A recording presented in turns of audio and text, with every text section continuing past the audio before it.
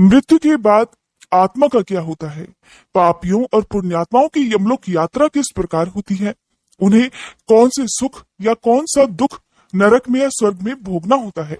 इन सभी बातों का वर्णन आज आप शिव महापुराण कथा में सुनने वाले हैं। और आपके लिए सबसे अच्छी बात यह भी होने वाली है कि जो जो बातें आप गरुड़ पुराण में जानने वाले थे वो शिव महापुराण के माध्यम से ही आप बड़ी आसानी से जान लेंगे।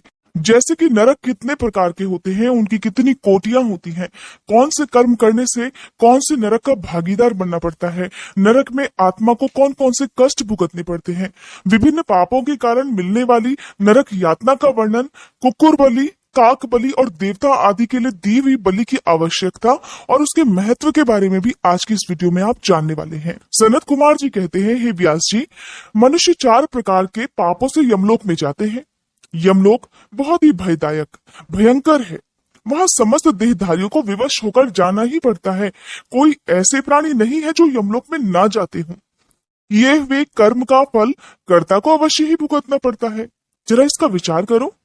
जीवों में जो शुभ कर्म करने वाले, सौम्य चित्त और दयालु हैं, वे सौम्य मार्ग से यमपुरी के पूर्व द्वार को जाते हैं। और जो पापी हैं, पाप कर्मों में लीन रहते हैं, जो दान कभी नहीं करते, वे भयानक दक्षिण मार्ग से यमलोक की यात्रा करते हैं। मर्त्य लोक से 86,000 योजन की दूरी लांघ कर नाना रूप वाले यमलोक की स्थिति है, ये जानना चाहिए। पुण्य कर्म करने वाले लोगों को तो वह नगर बिल्कुल पास से ही जान पड़ता है, परंतु जिन्होंने अपने जीवन में भयानक पाप किए हों, तो भयानक मार्ग से यात्रा करने वाले पापियों को वह बहुत दूर दिखाई देता है और रास्ते में उन्हें तरह तरह की यातनाएं भी भुगतनी पड़ती है। वहां का मार्ग कहीं तो बहुत तीखे कांटों से भरा हुआ दिखेगा, कहीं कंकड़ों से व्याप्त होगा, कहीं छुरे की धार की तरह तीखे पत्थर उस मार्ग पर जड़े हुए हैं, कहीं कहीं भारी कीचड़ फैली हुई है। बड़े छोटे पापों के अनुसार, यानी कि जीवन में जिसने जैसे कर्म किए हैं उसी के अनुसार वहां की कठिनाइयों में भी आपको भारीपन और हल्कापन महसूस होगा। कहीं कहीं यमपुरी के रास्ते में लोहे की सुई के समान तीखे डाब फैले हुए हैं। फिर यमपुरी के मार्ग की भीषण यातनाओं और कष्टों का वर्णन करके सनत कुमार जी कहते हैं कि हे व्यास जी, जिन्होंने कभी भी दान नहीं किया है, वे लोग ही इस प्रकार दुख उठाते और सुख की याचना करते हुए उस मार्ग पर जाया करते हैं। जिन्होंने पहले से ही दान रूपी पाथे अर्थात राह खर्च ले रखा है। यहाँ पर राह खर्च के बारे में जानना भी जरूरी है, आपका थोड़ा सा समय जरूर लूंगी। राह खर्च, अब आप इसको बिल्कुल साधारण सी भाषा में समझिए। जैसे कि हम कभी किसी यात्रा पर जाते हैं तो रास्ते में हमें कोई परेशानी ना पड़े, हमारी सुख सुविधाओं में कोई कमी ना पड़े, तो हम अपने साथ में पैसे जरूर लेकर जाते हैं ताकि हम जो भी अपनी सुख सुविधा का सामान है वो हम समय समय पर लेते रहे, ताकि यात्रा में कोई विघ्न बाधा ना आए। ठीक उसी तरह से हम अपने पूरे जीवन में जो दान करते हैं वही हमारा राह खर्च होता है अंतिम समय में, जो किसी को दिखाई नहीं देगा, लेकिन आपको ये पता चलेगा, जैसे कि भी आपको बताया कि पुण्य कर्म करने वाले लोगों के लिए जो यमलोक की स्थिति है वो बहुत पास दिखाई देती है, लेकिन जिन्होंने जीवन में पाप किए हैं उन्हें यमलोक बहुत दूर दिखाई देगा। और जब दूर दिखाई देगा तो रास्ते में पड़ने वाले जो भी कष्ट हैं वो उन्हें उसी तरह से भुगतने होंगे जिस प्रकार के उन्होंने कर्म किए हैं या पाप किए हैं। तो जीवन में किया गया वही दान हमारी यमलोक की यात्रा को बड़ा सुखद बना देता है, कष्ट कम कर देता है। इस प्रकार वे सुखपूर्वक यमलोक की यात्रा करते हैं। इस रीति से कष्ट उठाकर पापी जीव जब प्रेतपुरी में पहुंच जाते हैं तब उनके विषय में यमराज को सूचना दी जाती है और उनकी आज्ञा पाकर यमदूत उन पापियों को यमराज के आगे ले जाकर खड़ा कर देते हैं। वहां जो शुभ कर्म करने वाले लोग होते हैं उनको यमराज स्वागत पूर्वक आसन देकर पाद्य और अर्घ्य निवेदन करके प्रिय बर्ताव के द्वारा सम्मानित करते हैं और कहते हैं कि हे वेदोक्त कर्म करने वाले महात्माओं, आप लोग धन्य हैं जिन्होंने दिव्य सुख की प्राप्ति के लिए पुण्य कर्म किया है। अतः आप लोग दिव्यांगनाओं के भोग से भूषित और संपूर्ण मनोवांछित पदार्थों से संपन्न निर्मल स्वर्ग लोक में जाइए। अर्थात कहने का तात्पर्य यह है कि हम अच्छे कर्म करें या बुरे कर्म करें, सबसे पहले हमें यमलोक में यमराज के सामने उपस्थित होना ही पड़ता है, हमें नहीं अर्थात हमारी आत्मा को। इसलिए कर्म करने से पहले 1000 बार सोचना चाहिए कि हम किस प्रकार के कर्म करने जा रहे हैं। फिर जब स्वर्गलोक में जाएंगे तो वहां महान भोगों का उपभोग करके अंत में पुण्य के क्षीण हो जाने पर जो थोड़ा सा अशुभ शेष रह जाए उसे फिर यहाँ आकर भोगिएगा।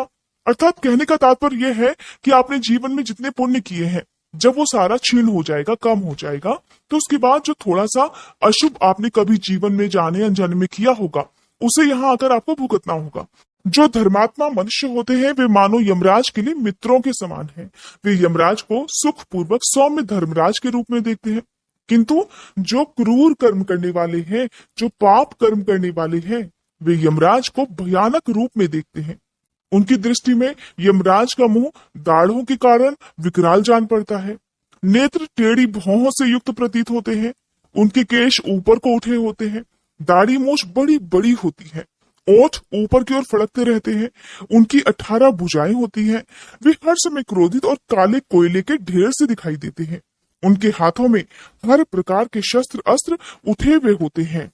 वे सब प्रकार के दंड का भय दिखाकर उन पापियों को डांटते फटकारते रहते हैं। बहुत बड़े भैंसे पर आरूढ़, लाल वस्त्र और लाल माला धारण करके बहुत ऊंचे महामेरु के समान दिखाई देते हैं। उनके नेत्र प्रज्वलित अग्नि के समान जलते हुए दिखाई देते हैं। उनका शब्द प्रलय काल के मेघ की गर्जना के समान गंभीर होता है और वे ऐसे जान पड़ते हैं जैसे मानो महासागर को पी रहे हों, गिरिराज को निगल रहे हों और मुंह से आग उगल रहे हों। उनके समीप प्रलय काल की अग्नि के समान प्रभाव वाले मृत्यु के देवता खड़े रहते हैं। काजल के समान काले काल देवता और भयानक कृतांत देवता भी रहते हैं। इनके सिवा मारी, उग्र महामारी, भयंकर कालरात्रि, अनेक प्रकार के रोग और तरह तरह के भयावह कुष्ठ मूर्तिमान होकर हाथों में शक्ति, शूल, अंकुश, पाश, चक्र और खड्ग लिए खड़े रहते हैं। वज्रतुल्य मुख धारण करने वाले रुद्रगण क्षुर, तरकश और धनुष धारण किए वहां उपस्थित होते हैं। सभी तरह तरह के आयुध धारण करने वाले महान वीर और भयंकर हैं। इसके अलावा असंख्य महावीर यमदूत, जिनकी अंग कांति काले कोयले के समान काली होती है, संपूर्ण अस्त्र शस्त्र लिए बड़े भयंकर जान पड़ते हैं। ऐसे परिवार से घिरे हुए घोर यमराज और भीषण चित्रगुप्त को पापी प्राणी देखा करते हैं। यमराज उन पाप कर्मियों को बहुत डांटते हैं और भगवान चित्रगुप्त धर्मयुक्त वचनों द्वारा उन्हें समझाते हैं। अब जानिए नरकों की 28 कोठरियों के बारे में। सनत कुमार जी कहते हैं, हे व्यास जी, फिर यमदूत पापियों को अत्यंत तपे हुए पत्थर पर बड़े वेग से दे मारते हैं, मानो वज्र से बड़े बड़े वृक्षों को धराशायी कर दिया गया हो। उस समय शरीर से जर्जर हुआ देहधारी जीव कान से खून बहाने लगता है, सुध-बुध खोकर मूर्छित हो जाता है। तब वायु का स्पर्श कराकर वे यमदूत फिर उसे जीवित कर देते हैं और उसके पापों की शुद्धि के लिए उसे नरक समुद्र में डाल देते हैं। पृथ्वी के नीचे नरक की 7 कोटियां हैं, जो 7वें तल के अंत में घोर अंधकार के भीतर स्थित हैं। उन सब की 28 कोटियां हैं। पहली कोटि घोरा कही गई है, दूसरी सुघोरा है जो उसके नीचे स्थित है, तीसरी अति घोरा, चौथी महाघोरा, पांचवी घोर रूपा, छठी तला तला, 7वीं भयानका, 8वीं कालरात्रि, 9वीं भयोत्कटा, उसके नीचे 10वीं चंडा, उसके भी नीचे महाचंडा, फिर चंड कोलाहला और उससे भिन्न प्रचंडा है जो चंडों की नायिका कही गई है। फिर उसके बाद पद्मा, पद्मावती, भीता और भीमा है जो भीषण नरकों की नायिका मानी गई है। 18वीं कराला, 19वीं विकराला और 20वीं नरक कोटि वज्रा कही गई है। फिर त्रिकोणा, पंचकोणा, सुदीर्घा, अखिलार्तिदा, समा, भीमबाला, भीमा और 28वीं दीप्त प्राया है। इस प्रकार मैंने तुमसे भयानक नरक कोटियों के नाम बताए हैं। इनकी संख्या 28 ही है। ये पापियों को यातना देने वाली है। उन कोटियों के क्रमशः 5-5 नायक भी जानने चाहिए। अब उन सभी कोटियों के नाम बताए जाते हैं, सुनो। उनमें प्रथम रौरव नरक है। रौरव नरक को सबसे पहला नरक माना जाता है, जहां पहुंचकर देहधारी जीव रोने लगते हैं। महारौरव की पीड़ा से तो महान पुरुष भी रो दिया करते हैं। इसके बाद शीत और उष्ण नामक नरक है। फिर सुघोर है। रौरव से सुघोर तक आदि के 5 नरक नायक माने गए हैं। इसके बाद सुमहातीक्षण, संजीवन, महातम, विलोम, विलोप, कंटक, तीव्र वेग, कराल, विकराल, प्रकंपन, महावक्र, काल, कालसूत्र, प्रगर्जन, सूचीमुख, सुनेती, खादक, सुप्रपीडन, कुंभीपाक, सुपाक, क्रकच, अति दारुण, अंगार, राशि भवन, मेरु, सुकृति प्रहित, तीक्ष्ण तुंड, शकुनी, महासंवर्तक, क्रतु, तप्त जंतु, पंकलेप, प्रतिमांस, रिपुद्धा, उच्छ्वास, सुनिर्च्छ्वास, सुदीर्घ, कूट शालमली, दुरिष्ट, सुमहावाद, प्रवाद, सुप्रतापन, मेघ, वृष, शाल्म, सिंहमुख, व्याघ्रमुख, गजमुख, कुकुरमुख, सूकरमुख, अजमुख, महिषमुख, घूकमुख, कोकमुख, वृकमुख,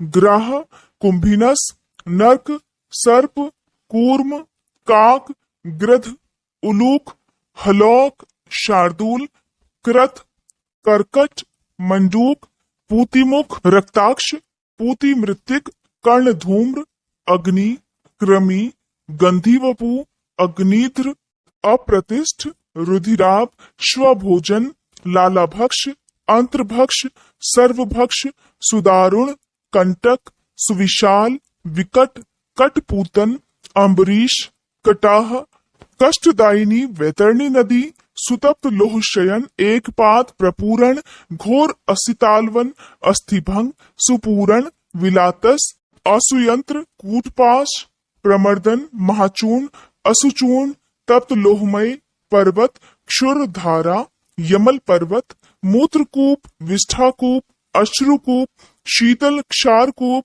मूसलोलूखल, यंत्र, शिला, शकट, लांगल, तालपत्रवन, असिपत्रवन, महाशकट मंडप, सम्मोह, अस्थिभंग, तप्त, चंचल, अयोगुट अर्थात लोहे की गोली, बहुदुख, महाक्लेश, कश्मल, शमल, मलात, हलाहल, विरूप, स्वरूप, यमानुग, एकपाद, त्रिपाद, तीव्र, अचीवर और तम। इस प्रकार ये 28 नरक और क्रमशः उनके 5-5 नायक कहे गए हैं। 28 कोटियों के क्रमशः रौरव आदि 5-5 ही नायक बताए जाते हैं। उपर्युक्त 28 कोटियों को छोड़कर लगभग 100 नरक माने जाते हैं और महानरक मंडल 140 नरकों का बताया जाता है। अभी आपको जो नाम बताए गए ये 28 कोटियों का पहले पृथक का वर्णन है, फिर प्रत्येक के 5-5 नायक बताकर ठीक 140 नरकों का नाम आपको बताया गया है। इन सभी कोटियों की संख्या मिला देने से सब 168 हो जाते हैं। अब जानिए विभिन्न पापों के कारण मिलने वाली नरक यातना का वर्णन और अनेक प्रकार की बलि के महत्व और उनकी आवश्यकता के बारे में। सनत कुमार जी कहते हैं, हे व्यास जी, इन सब भयानक पीड़ादायक नरकों में पापी जीवों को अत्यंत भीषण नरक यातना भोगनी पड़ती है। जो मिथ्या आगम अर्थात पाखंडियों के शास्त्र में प्रवृत्त होता है वह द्विजहव नामक नरक में जाता है और जिह्वा के आकार में आधे कोस तक फैले हुए तीक्ष्ण हलों द्वारा उसे वहां विशेष पीड़ा दी जाती है। जो क्रूर मनुष्य अपने माता पिता और अपने गुरु को डांटता है उसके मुंह में कीड़ों से युक्त विष्ठा ठूंसकर उसे खूब पीटा जाता है।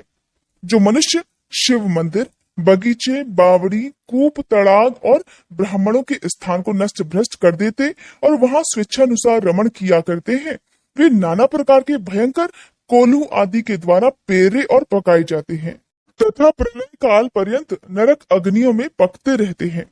परिस्त्रीगामी पुरुष उस रूप से ही व्यभिचार करते हुए मारे पीटे जाते हैं। पुरुष अपने पहले जैसे शरीर को धारण करके लोहे की बनी हुई और खूब तपाई हुई नारी का गाढ़ आलिंगन करके सब ओर से जलते रहते हैं। वे उस दुराचारिणी स्त्री का गाढ़ आलिंगन करते हैं और रोते हैं। जो सत्पुरुषों की निंदा सुनते हैं उनके कानों में लोहे या तांबे आदि की बनी हुई कीलें आग से खूब तपाकर भर दी जाती हैं। इनके सिवा जस्ते, शीशे और पीतल को गलाकर पानी के समान करके उनके कानों में भरा जाता है। फिर बारंबार गर्म दूध और खूब तपाया हुआ तेल उनके कानों में डाल दिया जाता है। फिर उन कानों पर वज्र का सा लेप कर दिया जाता है। इस तरह क्रमशः उनके कानों को उपर्युक्त वस्तुओं से भरकर उनको नरक में यातनाएं दी जाती हैं। क्रमशः सभी नरकों में और सब ओर ये यातनाएं प्राप्त होती हैं। और सभी नरकों की यातनाएं बड़ा कष्ट देने वाली होती हैं। जो माता पिता के प्रति भौहें टेढ़ी करते हैं या फिर उनकी ओर उद्दंडता पूर्वक नजरें डालते हैं या हाथ उठाते हैं, उनके मुखों को अंत तक लोहे की कीलों से दृढ़ता पूर्वक भर दिया जाता है। इस तरह का व्यवहार करने से पहले मनुष्य बिल्कुल भी नहीं सोचता, या जब वह ऐसा करता है तो उसे नहीं पता कि अंत में उसके साथ यमलोक में क्या होने वाला है। जो मनुष्य लुभाकर स्त्रियों की ओर अपलक दृष्टि से देखते हैं, उनकी आंखों में तपाकर आग के समान लाल की हुई सुइयां भर दी जाती हैं। जो देवता, अग्नि, गुरु और ब्राह्मणों को अग्रभाग निवेदन किए बिना ही भोजन कर लेते हैं, उनकी जिह्वा और मुख में लोहे की सैकड़ों कीलें तपाकर ठूंस दी जाती हैं। जो लोग धर्म का उपदेश करने वाले महात्मा कथा वाचक की निंदा करते हैं, देवता, अग्नि और गुरु के भक्तों की और सनातन धर्म शास्त्र की भी खिल्लियां उड़ाते हैं, उनकी छाती, कंठ, जिह्वा, दांतों की संधि, तालू, ओठ, नासिका, मस्तक और संपूर्ण अंगों की संधियों में आग के समान तपाई हुई 3 शाखा वाली लोहे की कीलें मुदगरों से ठोकी जाती हैं। उस समय उन्हें बहुत कष्ट होता है। फिर उसके बाद सब ओर से उनके घावों पर तपाया हुआ नमक छिड़क दिया जाता है। फिर उस शरीर में सब ओर बड़ी भारी यातनाएं होती हैं। जो पापी शिव मंदिर के पास अथवा देवता के बगीचों में मलमूत्र का त्याग करते हैं, उनके लिंग और अंडकोश को लोहे के मुदगरों से चूर चूर कर दिया जाता है और आग से तपाई हुई सुइयां उसमें भर दी जाती हैं, जिससे मन और इंद्रियों को महान दुख होता है। जो धन रहते हुए भी तृष्णा के कारण उसका दान नहीं करते और भोजन के समय घर पर आए हुए अतिथि का अनादर करते हैं, वे पाप का फल पाकर अपवित्र नरक में जा गिरते हैं। जो कुत्तों और गौओं को उनका भाग अर्थात बलि ना देकर स्वयं भोजन कर लेते हैं, उनके खुले हुए मुंह में 2 कीलें ठोक दी जाती हैं। यमराज के मार्ग का अनुसरण करने वाले जो श्याम और शबल, सांवले और चितकबरे 2 कुत्ते हैं, मैं उनके लिए यह अन्न का भाग देता हूँ, वे इस बलि को ग्रहण करें। पश्चिम, वायव्य, दक्षिण और नैऋत्य दिशा में रहने वाले जो पुण्य कर्मा कौवे हैं, वे मेरी इस दी हुई बलि को ग्रहण करें। इस अभिप्रथा के 2 मंत्रों से क्रमशः कुत्ते और कौवे को बलि देनी चाहिए। जो लोग यत्न पूर्वक भगवान शंकर की पूजा करके विधिवत अग्नि में आहुति देकर शिव संबंधी मंत्रों द्वारा बलि समर्पित करते हैं, वे यमराज को नहीं देखते और स्वर्ग लोक को जाते हैं। इसलिए प्रतिदिन बलि जरूर देनी चाहिए, अर्थात अपने भोजन का अंश कौवों और कुत्तों के लिए जरूर देना चाहिए, जिसे बलि देना कहते हैं। साथ ही गौओं के लिए भी भोजन का एक अंश निकालकर उन्हें भी बलि के रूप में देना चाहिए। एक चौकोर मंडप बनाकर उसे गंध आदि से अधिवासित करें। फिर ईशान कोण में धन्वंतरी के लिए और पूर्व दिशा में इंद्र के लिए बलि देना चाहिए। दक्षिण दिशा में यम के लिए, पश्चिम दिशा में सुदक्षोम के लिए और दक्षिण दिशा में पितरों के लिए बलि देकर पुनः पूर्व दिशा में अर्यमा को अन्न का भाग अर्पित करना चाहिए। द्वार देश में धाता और विधाता के लिए बलि निवेदित करनी चाहिए। फिर कुत्तों के स्वामी और पक्षियों के लिए भूतल पर अन्न डालना चाहिए। देवता, पितर, मनुष्य, प्रेत, भूत, गुह्यक, पक्षी, कृमि और कीट, ये सभी गृहस्थ से अपनी जीविका चलाते हैं। स्वाहाकार, स्वधाकार, वशटकार और हंतकार, ये धर्ममयी धेनु के 4 स्तन बताए गए हैं। स्वाहाकार नामक स्तन का पान देवता करते हैं, स्वधा का पितर लोग, वशटकार का दूसरे देवता और भूतेश्वर तथा हंतकार नामक स्तन का सदा ही मनुष्यगण पान किया करते हैं। जो मनुष्य श्रद्धा पूर्वक इस धर्ममयी धेनु का सदा ठीक समय पर पालन करता है, वह अग्निहोत्री हो जाता है। जो स्वस्थ रहते हुए भी उसका त्याग कर देता है, वह अंधकारपूर्ण नरक में जा डूबता है। इसलिए उन सभी को बलि देने के बाद द्वार पर खड़ा होकर क्षण भर के लिए अतिथि की प्रतीक्षा करनी चाहिए। अगर कोई भूख से पीड़ित अतिथि या उसी गांव का निवासी पुरुष मिल जाए तो उसे अपने भोजन से पहले यथाशक्ति शुभ अन्न का भोजन कराएं। जिसके घर से अतिथि निराश होकर लौटता है, उसे वो अपना पाप देकर बदले में उसका सारा पुण्य लेकर चला जाता है। इसलिए घर आए हुए अतिथि का सम्मान करके, उसकी आवभगत करके ही उसे विदा करना चाहिए। जिस घर से अतिथि निराश होकर जाता है, उस घर की दुर्दशा हो जाती है। कहते हैं कि हमें अपने जीवन में दान अवश्य करना चाहिए। जिसने अपने जीवन में कुछ भी दान नहीं किया, उसे घोर नरक में जाना ही पड़ता है। एक छोटी सी कथा के माध्यम से मैं आपको बताना चाहूंगी कि दान करना कितना जरूरी होता है। और दान करने में भी, अन्न का दान यदि किसी ने नहीं किया तो भी उसे नरक में जाना पड़ेगा, चाहे उसने कितना भी अन्य दान दक्षिणा दी हो। लेकिन जिसने अन्न का दान नहीं किया तो उसे भी नरक में जाना पड़ता है, उसे भी तरह तरह के कष्ट भुगतने पड़ते हैं। आप जीवन में अपने जीवित रहते हुए जिन जिन वस्तुओं का दान करते हैं, आपको स्वर्गलोक में या यमलोक में फिर वही सुख सुविधाएं प्राप्त होती हैं। दानवीर कर्ण, जो कि महाभारत काल के एक वीर योद्धा थे, जब उनकी मृत्यु हुई, वे स्वर्गलोक में पहुंचे तो वहां पर उन्हें खाने के लिए सोना दिया गया, पहनने के लिए सोना दिया गया। उनकी हर सुख सुविधा में जो जो दान उन्होंने अपने पूरे जीवन में किया था, वही उन्हें मिला। जब भूख लगती है तो सोना काम नहीं आता। उस समय भूखे इंसान को या भूखी आत्मा को केवल भोजन ही चाहिए जो उसे तृप्त कर सके। अब जब दानवीर कर्ण ने देखा कि मैंने अपने पूरे जीवन में इतना दान किया और मुझे भोजन में केवल सोना परोसा जा रहा है, तो देवराज इंद्र से उन्होंने इसका कारण पूछा। देवराज इंद्र कहने लगे कि हे कर्ण, तुमने अपने पूरे जीवन में जिस वस्तु का दान किया है, अब तुम्हें यहाँ पर वही वस्तु मिलेगी। तुमने अपने जीवन में कभी अन्न का दान नहीं किया, तुमने कभी अपने पूर्वजों के प्रति सम्मान प्रकट नहीं किया, तुमने अपने पूर्वजों के प्रति कभी कोई श्राद्ध दान तर्पण आदि कार्य नहीं किया। ये सुनकर दानवीर कर्ण को बड़ा आश्चर्य हुआ और गलती का पश्चाताप भी हुआ। तो उन्होंने पूछा कि इसका कोई उपाय तो होगा। तो देवराज ने बताया कि इसके लिए तुम्हें वापस से धरती पर 16 दिन के लिए जाना चाहिए। यदि तुम्हें 16 दिन के लिए धरती पर भेजा जाए तो तुम अपनी गलती का पश्चाताप करते हुए अपने पितरों के निमित्त श्राद्ध दान तर्पण आदि कार्य करो, और ऐसा करने पर तुम्हारे अब तक किए गए सारे दान पुण्य सफल हो जाएंगे। तब यमराज ने दानवीर कर्ण को 16 दिनों के लिए वापस उनकी आत्मा को धरती पर भेजा। फिर उन्होंने 16 दिन तक धरती पर रहकर अपने पितरों को याद किया, श्राद्ध तर्पण पिंडदान आदि कर्म किए, जिसके फलस्वरूप उन्हें अंत में मोक्ष की प्राप्ति हुई। कहते हैं जिसने जीवन में अन्न का दान नहीं दिया, उसे कभी मोक्ष नहीं मिल सकता। और फिर यही कारण है कि कर्ण की आत्मा को 16 दिन तक वापस से धरती पर भेजने के कारण ही पितृपक्ष प्रारंभ हुए। ऐसी मान्यता है कि इन 16 दिनों के लिए यमराज भी पितरों की आत्माओं को मुक्त कर देते हैं, ताकि वे धरती पर जाकर अपने परिवारजनों से जल श्राद्ध तर्पण आदि ग्रहण करके उनसे संतुष्ट होकर उन्हें आशीर्वाद प्रदान कर सके और यमलोक में या फिर स्वर्गलोक में उन्हें सुख सुविधाओं की प्राप्ति हो सके। अब देखिए कि व्यास जी क्या पूछ रहे हैं।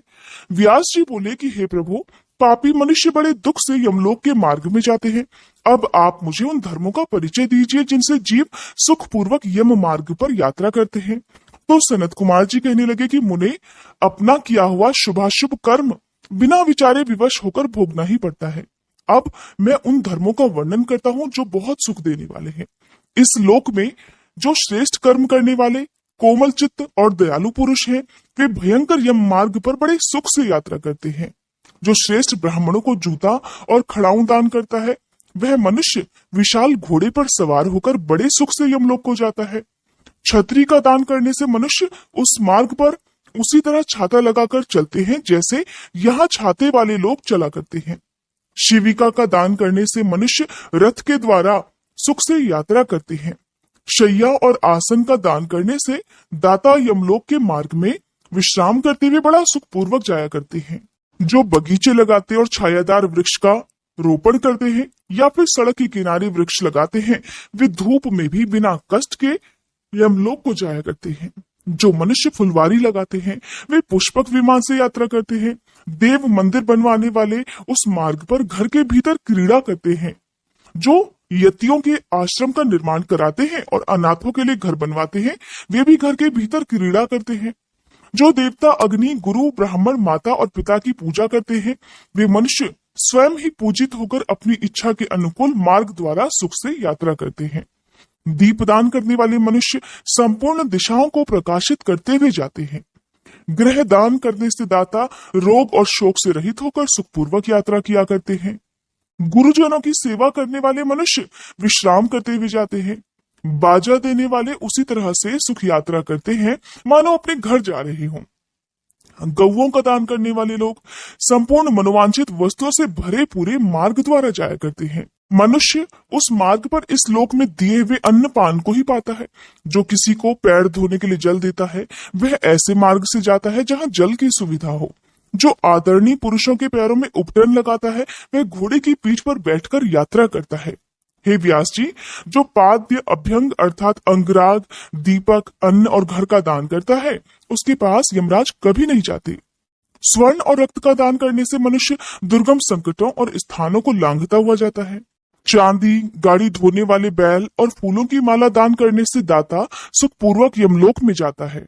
इस तरह के दानों से मनुष्य सुखपूर्वक यमलोक की यात्रा करते हैं और स्वर्ग में सदा तरह तरह के भोग पाते हैं। सब दानों में अन्न दान को ही उत्तम बताया गया है, क्योंकि यह तत्काल तृप्ति प्रदान करने वाला, मन को प्रिय लगने वाला और बल तथा बुद्धि को बढ़ाने वाला है। हे मुनि श्रेष्ठ, अन्न दान के समान दूसरा कोई दान नहीं है, क्योंकि अन्न से ही प्राणी उत्पन्न होते हैं और अन्न के अभाव में मर भी जाते हैं। इसलिए अन्न दान से महान पुण्य बताया गया है, क्योंकि अन्न के बिना भूख की आग से तृप्त हुए समस्त प्राणी मर जाते हैं।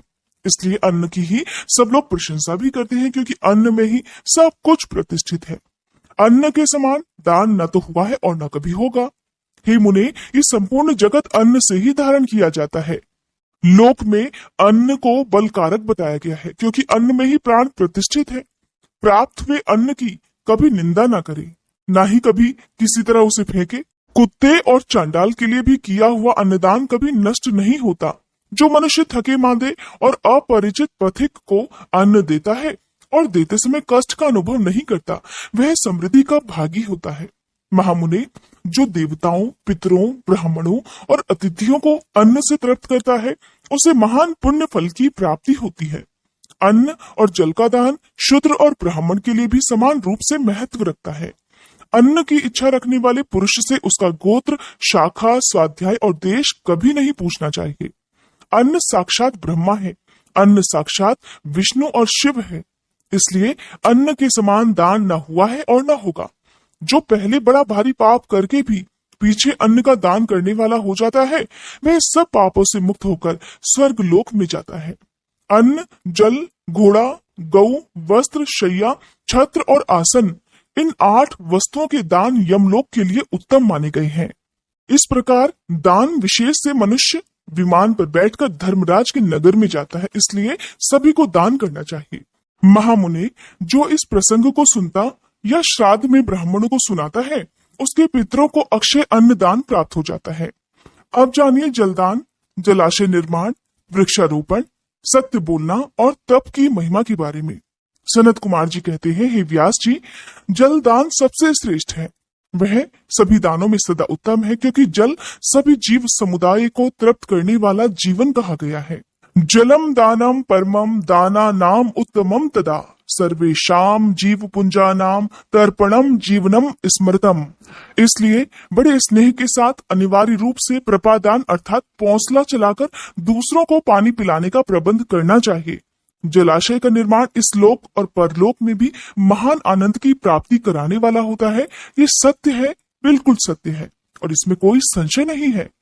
इसलिए मनुष्य को चाहिए कि वह कुआं, बावड़ी और तालाब बनवाए। कुएं में जब पानी निकल आता है तब वह पापी पुरुष के पाप कर्म का आधा भाग हर लिया करता है और सत्कर्म में लगे हुए मनुष्य के सदा समस्त पापों को हर लेता है।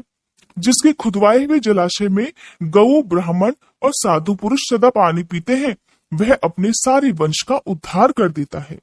जिसके जलाशय में गर्मी के मौसम में भी अनिवार्य रूप से पानी टिका रहता है वह कभी भी दुर्गम और विषम संकट को प्राप्त नहीं होता। जिसके पोखरे में केवल वर्षा ऋतु में जल ठहरता है उसे प्रतिदिन अग्निहोत्र करने का फल मिलता है, ऐसा ब्रह्मा जी का कथन है। जिसके सरोवर में शरत काल तक जल ठहरता है उसे सहस्त्र गोदान का फल मिलता है, इसमें संशय नहीं। जिसके तालाब में हेमंत और शिशिर ऋतु तक पानी मौजूद रहता है वह बहुत सी स्वर्ण मुद्राओं की दक्षिणा से युक्त यज्ञ का फल प्राप्त करता है।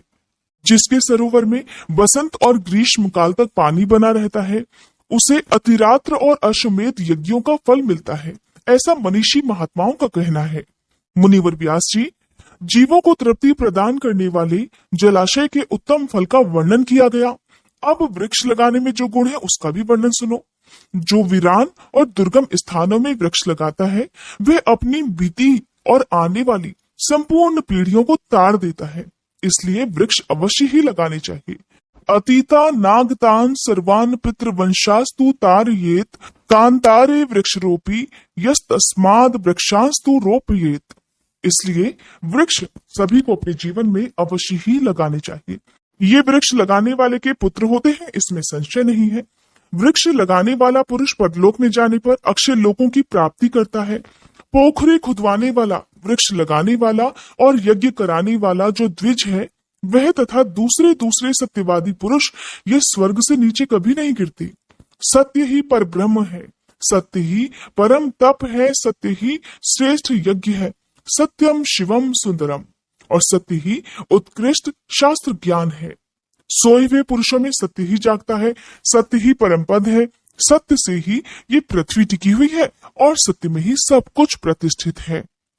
तप, यज्ञ, पुण्य, देवता, ऋषि और पितरों का पूजन, जल और विद्या, ये सब सत्य पर ही टिके हुए हैं।